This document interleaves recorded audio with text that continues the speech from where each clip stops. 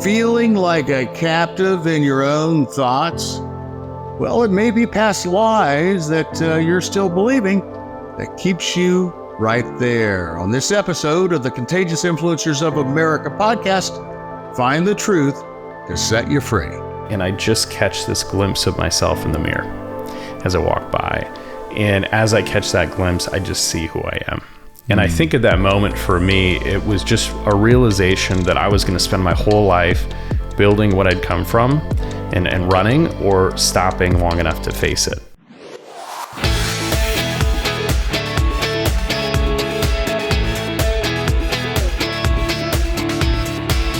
This is CIA Contagious Influencers of America. I'm David Sams. Licensed therapist Jason VanRuler is in the Homestead studio today. He's here to share with us his personal story of brokenness and loneliness and how he found a way to shine a light in those very dark places and move forward. His latest book is called Get Past Your Past, How Facing Your Broken Places Leads to True Connection. And let me tell you, this guy has story after story that's going to inspire you, and it's going to just grab your heart and give you practical ways to start healing yourself from the inside out. So let's not waste any time. This guy's a winner, and he's got great stories, and he's got great tools for your toolbox. Let's get to my interview with Jason VanRuler. Jason, welcome to the Homestead. Yeah, thank you so much for having me. This is great. Absolutely. Well, I'm going to focus on one thing that I know we need to talk about, and that's getting past the land of living in the land of regret. Okay? And you've sort of become an expert at this. Yeah. But tell me your story. Yeah, well, I didn't sign up to be an expert at this. I'll tell you that was never really the goal for me. But it's what I experienced. So I grew up in a broken home and went through, kind of all the things you don't want to go through as a kid, with some trauma and abuse and addiction. And so going through all of that and having a lot of volatility in my home, I left home thinking everything would be different. And so for me, I just kind of swore that I was going to change everything I'd experienced and be the opposite.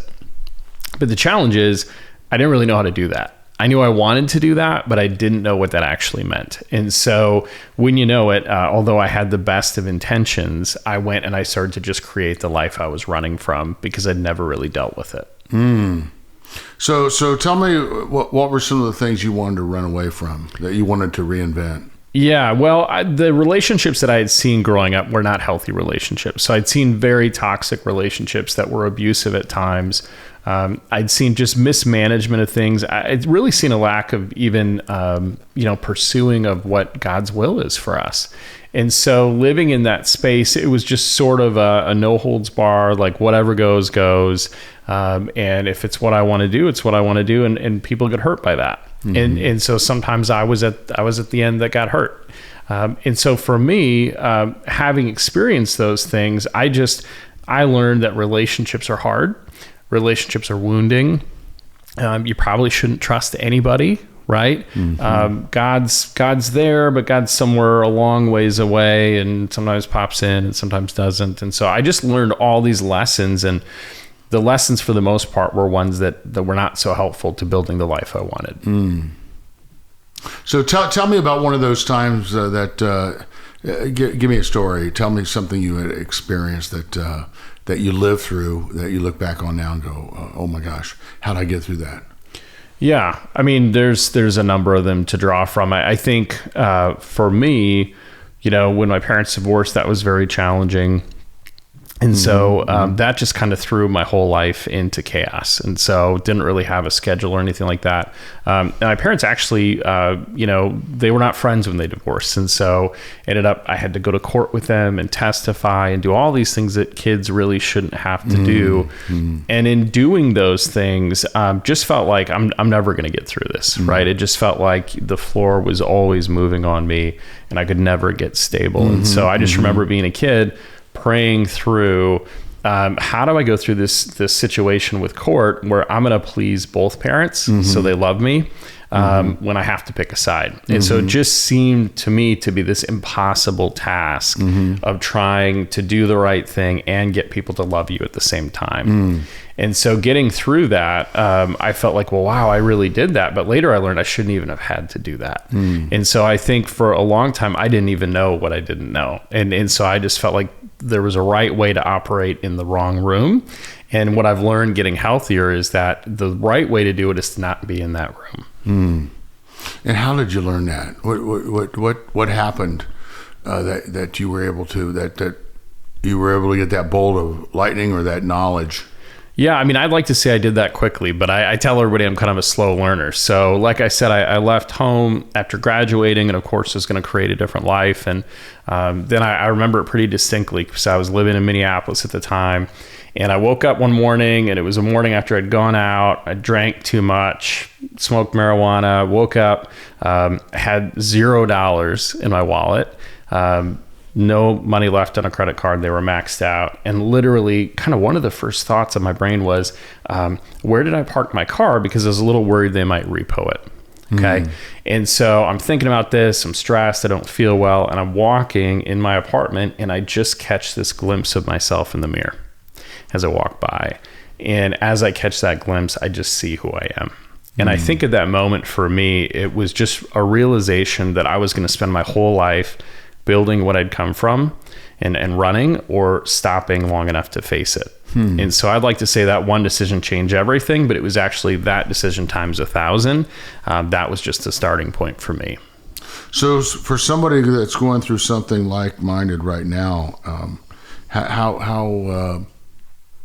what signs should they take in and say, okay, this is the path that this is the door that God's opening for me, and I should recognize that the door is open so I can get past my past hurts? Yeah, I think we always have the ability to do something, right? That something might not be huge. It might not change your life in one move.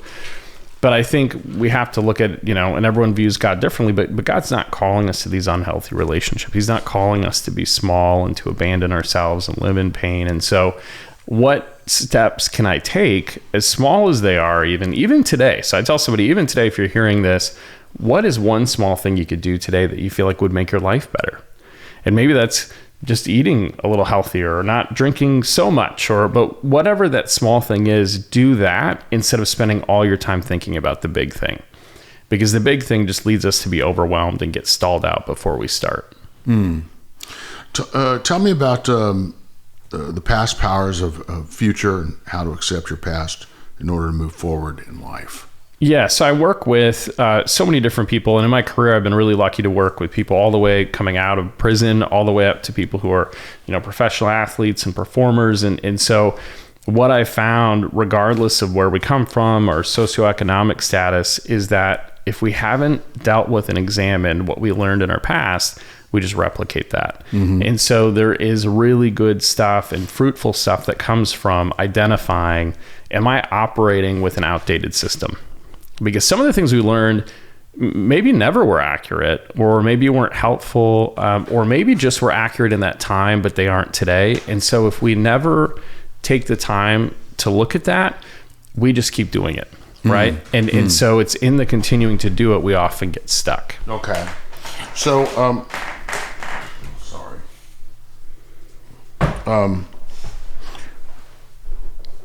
you have something called the POV method. Explain that to me. Yeah. Yep. So it's basically the process I walk clients through. So it's looking at the past, right? And it's changing our relationship with it. So what did I learn from my past experiences? Are those true? Are those helpful? Are those current? Right? And then we look at right now. How do we own where I'm at presently and really own it? Not do that thing where we kind of, gloss over it or give the social media version, but how do we actually own where we're at today? And then what is our vision for the future? Right? So if this is where we're at today, what is our vision for the future, and what are the steps that we would take to get there? So give me an example of how you would put the POV method to use. Give me a practical.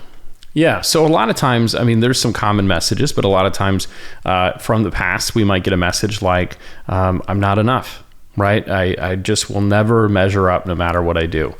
And so that might be the message we take. And that might be the message that we received when we weren't very good at a sport we really wanted to be good at in high school. Okay.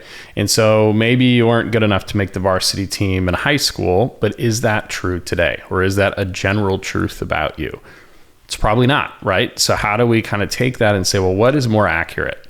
Well, maybe what's more accurate about that, if we're kind of looking at the past, is that I wasn't a varsity football player, right? I maybe really love football, but that wasn't for me. But that's not about who I am as a person, right? That was about that thing. And so what is the better truth about that experience? Well, the better truth is I really care about football, but I wasn't a varsity athlete, and I'm otherwise just fine.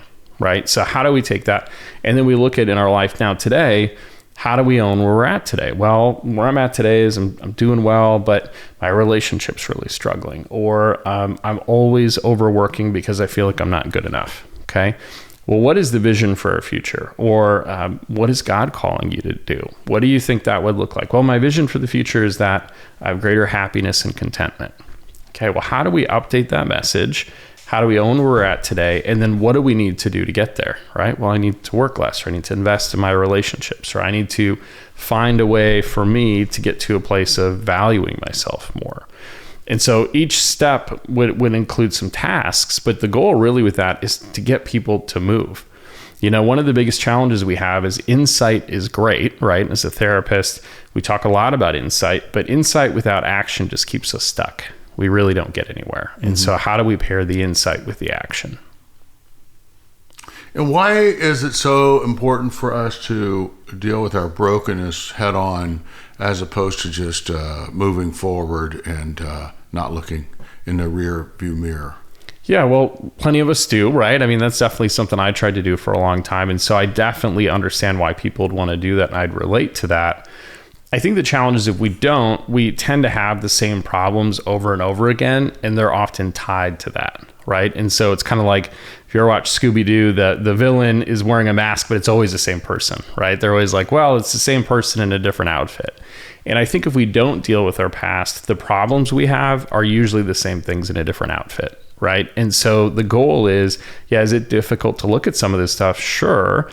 But if our choice is to look at it and deal with it and eliminate it or change our relationship with it versus adapt and have to deal with it forever, I think I just as soon deal with it, because I'm going to get something out of that. The other one just means that I'm adapting, and that adaptation isn't actually growth. So then again, I'd like for you to just tell me a story that's all about you, and that is, how did you do that? How were you able to look at your brokenness and deal with it head on? Yeah. So I think if I go back to what I was talking about, that day in the apartment, one of the messages that I had taken from my past was that I'd never be anybody. Right. I was maybe a weird habit as a kid, but I actually journaled as a kid, if you can believe that. And so have one of my journals, and in the journal I wrote, someday I want to be a psychologist, and I want to live in a big city, and I want to write a book, all the things I'm doing today. But the message that I took away from my childhood was that none of that would be for me because of what I've been through. Okay. Because what I'd been through made me broken. And so that was a whole person's dream, not a broken person's dream. And so I abandoned that, because that's what I had learned, is that good things aren't for you. And it doesn't really matter what you do. It doesn't really matter how you do them. It's just not going to work out. And so for me, I didn't have a POV method when I started. That sure would have been helpful, but I didn't. But over time, that's the process I went through, right? Is I had to learn, okay, well, what was that message? Well, that message is I'll never be anything. Is that accurate? No, for me, it wasn't accurate. What was accurate is that I was helpless as a kid to change my parents. That was true. There's nothing I could do to change them, and kids aren't able to do that. And so that was disappointing, and it was sad, but that's an outdated belief to carry as an adult, because as an adult, I can change things. And so when I kind of realized that this message I was carrying with me was outdated and it was more circumstantial, I began to see, well, maybe actually there is room for me to do something. So where am I at today? Well, today your wallet's empty. Today, your car might get repoed. Today, you're drinking too much. You're doing all the wrong things. And so what is our vision of the future? Vision of the future for me is sitting here today. That might sound odd to you, but to me, this was the vision I cast for the future that I'd wanted my whole life. And so once I could identify that, what steps do I need to take to get there? I would have loved it if that was a 1-year process. It wasn't, right? It's taken me many, many years, but that's what we try to walk out with clients and in our own lives is then what are the steps we take along the way to get to that place? Hi, I'm Jackie Dorman. Are you longing to find your soulmate, but you're tired of online dating, singles ministries, blind dates, or even being set up on bad dates by well-meaning family and friends? If none of that's worked for you and you have no idea how to meet marriage-minded men or even truly Christian men who will seek you out for a lasting, committed relationship without the head games, then I invite you to join me in my free Married in 12 Months challenge. Look, there's nothing good or sacred or even noble about sitting in the waiting room. So in this challenge, I'm going to teach you why now is your time to find love. What are the lies that are holding you back? Why God wants you married, the biblical law of attraction, and the tools you need to become a bride. Don't wait any longer. Just sign up for my free Married in 12 Months challenge today at lovestories.com, and you can step into the love story that God has already written about you. That's lovestories.com. You talk about smart vulnerability, 5 characteristics of a safe person you can be vulnerable with.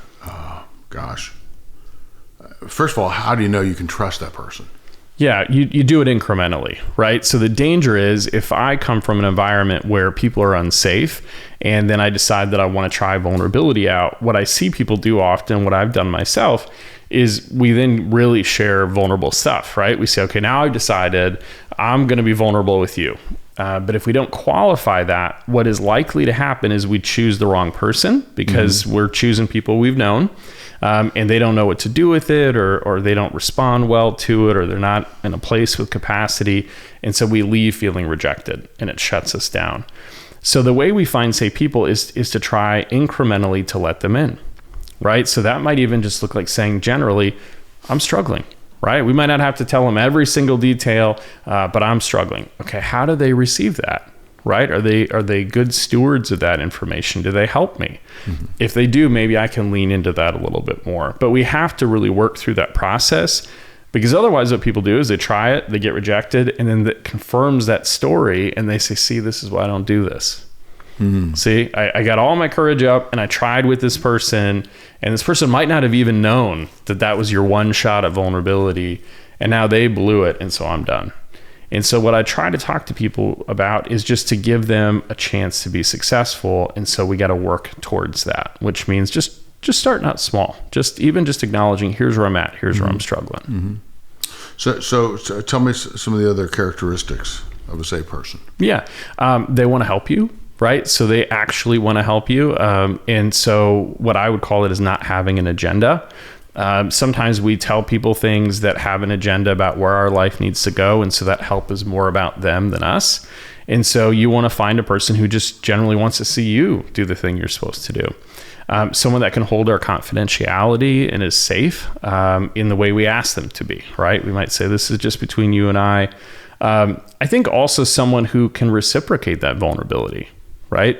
It's not a very authentic relationship if I'm only able to give you vulnerability and I don't get it back. Right? That feels really dangerous if I'm saying, hey, let me tell you guys all my secrets and what are your secrets? And you go, we're not going to share those with you. That's probably not the right person for you. And then one that has the availability and capacity to actually show up for you. So sometimes people have all of the above, but they're in a season of life where they just can't be that person to you. And so we need to find someone who's willing and who has the time to do it. But how do you find somebody who's not going to judge you? Yeah. I think you need to really get to know the person a little bit first, right? So I think that might start with having coffee or having a phone call, but you need to talk to them a little bit. The best thing we can do, I think, is try to find somebody in a place that has some sense of understanding about what it is you feel you're struggling with. because they get it. They maybe been there, right? So if you talk to me and you said, hey, Jason, I'm struggling with managing my money, or I'm struggling with drinking, or things like that, I would gladly hear that, right? You're not going to get any judgment from me because I've lived it. And so I think finding people who have lived your experiences and got to the other side is really, really important. Not saying other people can't help, but sometimes we approach people who have no grasp of those things and we get judgment because they're just not familiar with it. And so we want to find somebody kind of adjacent to the things we're going through.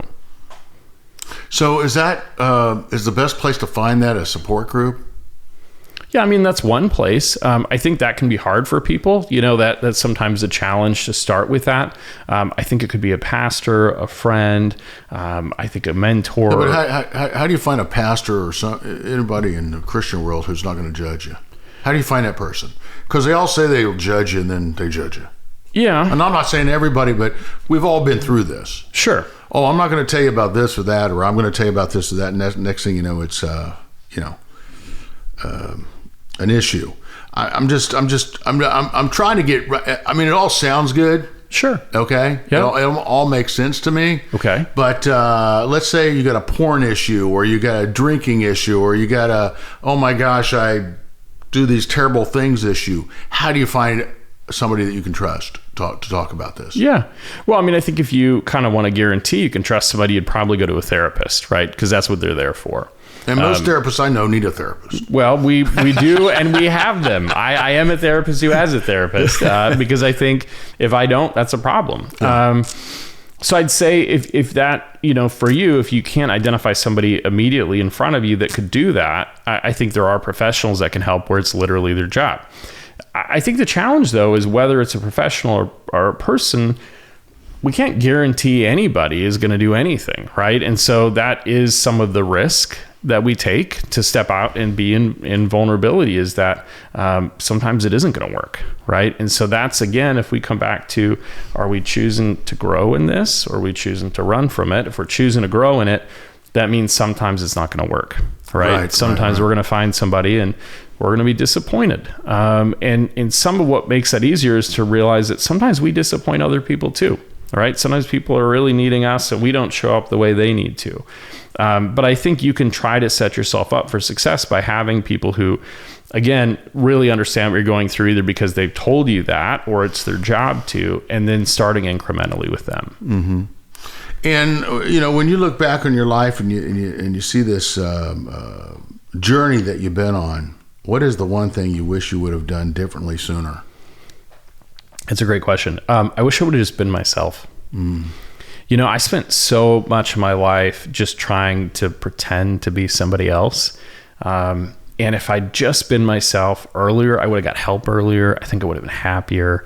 I just think I would have enjoyed the process a little bit more.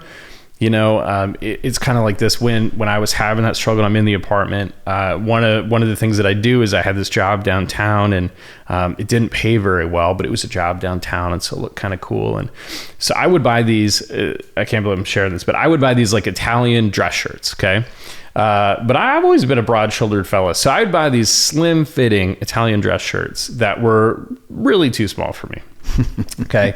And so I wanted to do that because I wanted to be the guy that wore that stuff. And so I would wear them to the office, and the buttons would be pushing out and I'd be sweating. And I just have to do that thing all day where I moved in a certain way so as not to pop the button, where I moved in a certain way so it didn't pop out, where I moved in a certain way so the buttons between them, the space didn't show too much. I just lived so much of my life doing that, and it was exhausting. And what I never realized is that the people who love me well, they never cared about that. In fact, they thought it was weird, right? When I finally said, hey, here's who I really am, is I'm kind of like a t-shirt and jeans guy. They're like, okay. Like, that was it. There was no big change. There was no big fallout. And so what I learned is just, I spent so much of my life trying to pretend who I thought everybody else wanted me to be. And that blocked me from getting help, and it blocked me from having the relationships that I wanted. And if I could go back, I would have just said to 20-year-old Jason, take that shirt off. That looks ridiculous. And just put a t-shirt on and be you. because people love you anyway. Do what I do. Have 3 different sizes of wardrobe. You'll be fine. Well, where were you? You could have helped me out a lot. That would have been great. Okay, let's talk about courage, because you say courage is required, and so how do you find courage to be loved? Yeah, I mean, I think it's tough, and especially if we feel we haven't been loved before, we've been rejected, that can be really risky. And especially if that rejection has come from our parents. You know, if you think about it, when you're a kid, if your parents don't love you and they don't take care of you, you'll die, right? I mean, we have to rely on them. And so then taking a step into connection can feel very risky. And it is. And so we need to acknowledge that, but then also to make it a small step. So again, if we aim too big initially, which is what I see a lot of people do, and then we face rejection or someone's not able to show up for us, then what happens is we decide that then this message was correct. And so what I would tell people is, yes, there is courage that is required, but make it small. We can be courageous in small bursts, right? And we'll work up to the big stuff. But maybe the first step is just to call somebody. Maybe it's to ask someone to have coffee. It doesn't have to be the outcome immediately. It's just a step along the way. So there are folks listening right now who are at their wits' end. They've been through hell and back over the last 3-4 years. They're very confused right now. Do I go back to work? Do I do what I'm doing? Do I really want to go back to that job that I had for 20 years before the pandemic? There's just a lot of confused folks right now, and I suppose you're hearing a lot of these stories. What can you tell people about moving forward, about getting on with their lives without thinking, "Oh my gosh, I don't want to make a mistake"? How do you just put one foot out and start to move forward? Yeah. Well, and I would just tell you, if you're in that spot, I feel for you. I mean, I can relate. I've felt in that place before, and that's a really tough place to be. And I think sometimes I've heard people like myself and other authors where I might have heard their message and just thought, "Oh man, this sounds great. Good for you, Jason. That sounds good. But well, what about me, right? And what do I do with that?" So to answer your question, I think it's just kind of starting off with what is working now and what's not, right? Let's just start there. And so if I can identify that, I know what I want to build on. And so maybe I don't know what I want, but maybe I even know what I don't want, right? Well, here are the things I don't want. And then start with there. So some people can easily identify what they want. For some, they can identify what they don't want, but start there and then take one step. What we're trying to do is just collect data about where we need to be. I didn't know that I was going to end up here today, right? This is the result of lots of little steps, and here I am. And so I would just tell you, don't get so connected to the outcome has to be the specific thing. Just get connected to, I want to be a student, and this is practice. And so I'm going to practice doing the next thing. And I may learn that I loved it. I may learn that I hated it, or I might just learn that it's neutral in the middle. But all that information is useful to getting to where we want to go. If you look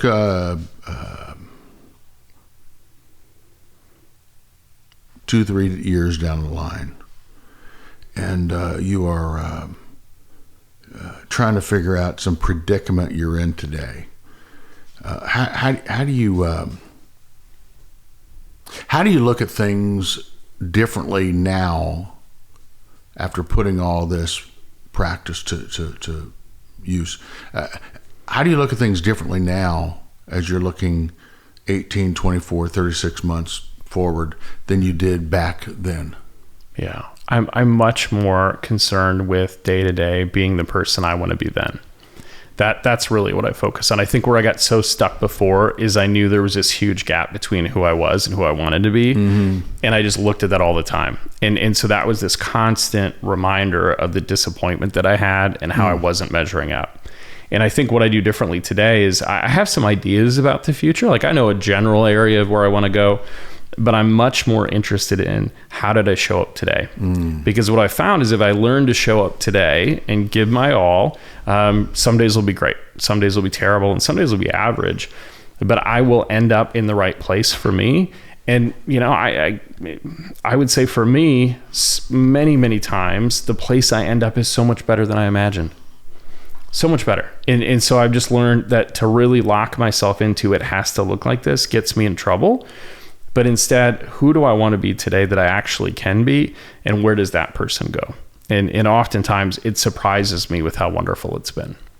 And how do you deal with all the noise? How do you deal with the noise of friends telling you this and that, and then you go on social media and you get all this peer pressure, or all these people telling you this and that? How do you put all of this together without being impacted by all the noise? Yeah. Well, I think, unfortunately, we live in a world where we are all impacted, whether we want to be or not, to some degree, right? But I think we have a lot of say over that. And so I think there are going to be some places and things that are just not going to help us get where we want to go. And so we're going to have to be ruthless with eliminating some of that stuff. And so if you are a person who, let's say, is struggling with self-worth, but you're logging onto social media every day, getting reminded of who you're not, social media's got to go, right? So I think we at some point need to say, is this helping me? And if it's not helping me, how do I eliminate it? Because we don't need it. Right. And so I think there will always be competition for our attention. That's nothing new. It's going to continue to be that way and probably get worse. But I think we have to get really intentional with what we put in is where we're going. Right. And so if what we're putting in is a bunch of noise, we're not going anywhere with that. And so what I would tell people is, if you're trying towards a goal, find people and media and things that support that. Don't go to the place that's unhealthy and try to find health. Go to the place that is healthy and eliminate the rest, especially if it hurts you. I just wonder how, everything is so just blown up and magnified. I mean, everything is just, back when I was in school, it was all about impressing the girl you wanted to take out, right? It was like maybe a couple of people. Now it's like millions on social media. It's right. Like, you say the wrong thing or do the wrong thing or dress the wrong way or whatever. It's like, it's a big deal. And it's just like, and everybody pours it on. I just don't know how you're 13 years old these days and deal with that kind of pressure. Yeah, it's very difficult. I've got a 13-year-old. And so the hope is parents are helping with that. But yeah, they are exposed to it. And so I think knowing that and knowing that that's going to be part of life and having good boundaries around that is important. And just also having a sense of self. I think that's the challenge too, is if we don't know who we are, we're kind of open to a lot of messages. And so helping people kind of figure out, who am I really, right? And is this a place I want to go? Is this a place I want to be? But to your point, yeah, I grew up and, cell phones were just starting to be a thing. And goodness, I'm sure glad that was the case, because I don't know how I would have done it today. I would have really, really struggled. And so I'm not going to be here and tell you it's easy, because it's not. But I think if we work together, we can manage it. Well, it's just crazy because I think now, about the biggest thing my parents had to deal with was probably, you can't watch that TV show. Now, as one big deal, right? A TV show. Now it's like, now you've just got all of these things to contend with as a parent. I mean, how do you deal with a 13-year-old who's, I'm sure you don't take away the phone for a month and say you can't be on the phone, right? That's exactly what I do. No, that's what I'd love to do. Yeah, I mean, that would be... How could you even do that? Well, it'd be awesome. I don't think I'd be very popular. It'd be abusive. You get a call from... CPS might say, we heard you took the phone away. Yeah, no, I don't go that far, but we are intentional. We do manage that. We do have conversations about it. So I think part of that's really important is just the communication about how it's going to look and how it's working. And when you get that, do they roll their eyes, or do they really take it in, or? I'm a therapist and I've got a therapist son. So it's, I'm very blessed in that way that he gets it, right? Because we talked about it a lot. But again, that's the thing we've talked about his whole life. And so it's not been a surprise that's how we're going to look at it. And so what I would tell parents is just to really lean into that conversation. And what our kids usually need is they need the parent we wished we'd had. And so be that person to your kid, especially now, because they really, really need that. But then there are other parents who go, yeah, we're going to do it up. I'm going to do you up. I'm going to give you the look. I'm going to do the whole, you're going to be absolutely the most desired person on the planet. Sure. And they're doing that with 12 or 13-year-olds. Yeah. And my question would just be, is that what's best for them, or is that what's best for you? Because I think if we're not careful as parents, and this is really any area, we can get into a place where we're doing a lot of stuff because of us, and it's not because of them. And so if we're thinking with their best interest at heart and what's healthy for them, is that doing those sorts of things. So what do you hope that people take away from your book? Yeah, my hope is that if they're feeling stuck, or they're feeling like they haven't reached their potential, or they're feeling just like they're stuck in these patterns that just keep replicating and they can't figure out why, or they're too much or not enough, that they understand that there actually is a pathway out of that, and there is a pathway to health. There's a pathway to reaching that potential in the life you're called to. And that's what I break down for you, right? So what I wanted to do was not to write a book full of clinical terms, because nothing against people who do that. But to me, what I would want is just practical steps to take. And that's what the book is just practically speaking, how do we get from where we're at to where we're going, and do that in an efficient way. So just to go over those practical steps again, what are the most practical steps that you can give our listeners a gift right now? Give them the secret. Yeah, well, the secret, I guess if I'm going to reveal it here, is relationships. The truth of the matter is we don't do the healing we need to do. We don't get to the place we need to go if we don't know how to do relationships. And that's something, again, that I think took me a long time to learn, because I just thought if I just do all the right stuff on my own, then I'll get there. But that's actually not how the world works, and it's not even what we're called to. And so the secret sauce of the whole book is that we need to find people to help us, and we need to find people we can help. And when we have those relationships, that's actually how we get that quality of life we want. Well, thank you, my new friend. Thank you for the encouragement, and thank you for stopping by the homestead. Yeah, thank you so much for having me. I appreciate it. And thanks again, Jason. What a great guy. Again, his latest book is called Get Past Your Past, and you can get it online or at the bookstore. It's a good one and well worth your time. And of course, check out our websites at KeepTheFaith.com. We're going to find all kinds of great episodes and our radio show. Why do I say our radio show website? Because it's so much more than that now. It's a whole platform of videos and audios and inspiration and music and storytelling, things that will really inspire you regardless of the season of life you happen to be in right now. So do check out KeepTheFaith.com, KeepTheFaith.com. And by the way, when you check out our website or all of our podcast episodes, please do rate them, review them, and tell your friends about them, okay? That'd be wonderful. We really appreciate it. And this week, do me a favor, go out there and live that life in living color, because it sure is a heck of a lot more interesting than living in black and white. See you next time.